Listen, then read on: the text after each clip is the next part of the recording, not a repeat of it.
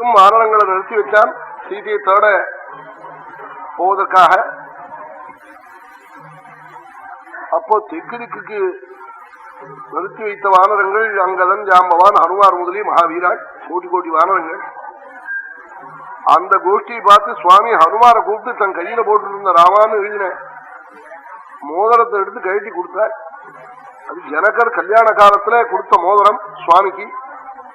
யாஜ்ஞவல்யர் ஜபிச்சு கொடுத்த மோதிரம், மந்திர சக்தி உள்ள மோதிரம். அத சுவாமி கையில போட்டு இருந்தால் சீதைக்கு அடையாளமா நீ எங்கிட்டே இருந்து வந்தேங்கிறத சொல்வதற்காக இதை வைத்துக் கொள்ளுன்னு ஹனுமாரிடத்துல கொடுத்தார். ஹனுமாரிடத்துல ஏன் கொடுத்தாருன்னு ஒருத்தருக்கும் புரியல.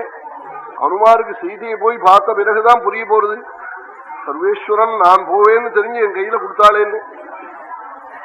ஆமா, ஹனுமாருக்கு முதற்கொண்டு என்னமோ நம்மால காரியமாச்சுங்கிற எண்ணம் போகணும்னு எண்ணம். அப்படி தோணுமோ இல்லையோ, நாம் இல்லைன்னா இவருக்கு ஆறு லங்கைக்கு போறதுக்கு ஆள்னு அவர் நினைக்கலாம், இந்த வாரணங்கள்லாம் நினைக்கலாம். பகவான் சர்வஜன்கிறது புரியணுமே, அது புரியறதுக்காக அப்படி சுவாமி ஹனுமார் கையில அந்த மோதிரத்தை கழட்டி கொடுத்தாள். சுக்ரீவன் கடுமையா ஆஜ்ஞை பண்றவன். 30 நாளைக்குள்ள சீத்தையை கண்டேன் காணலன்னு வந்து சொல்லணும், இல்லைன்னா தலையை வாங்கிவிடுவேன்னா. சுக்ரீவாஜ்ஞன்னு ரொம்ப கடுமை. ஏன்னா அவன் ஒரு குரங்குகளுக்கு சாதமோ ஜலமோ கொடுத்ததில்லை. எங்க காடு இருக்கோ, பழம் இருக்கோ, ஜலம் இருக்கோ அங்க இருக்கணும். யுத்தம்னு கூப்பிட்டா இவங்கிட்ட வரணும். அப்படி இவனுக்கு ஒரு சைன்யம். இது கிடைக்குமோ, பட்டாளத்துல சேரலாம்னு எழுதினதே போய் விடலாம் பாருங்க வேண்டி. அது மாதிரி அவனுக்கு ஒரு யோகம் சுக்ரீவனுக்கு. ஏராளமான வானரங்களை இப்படி உத்தரவிட்டான்.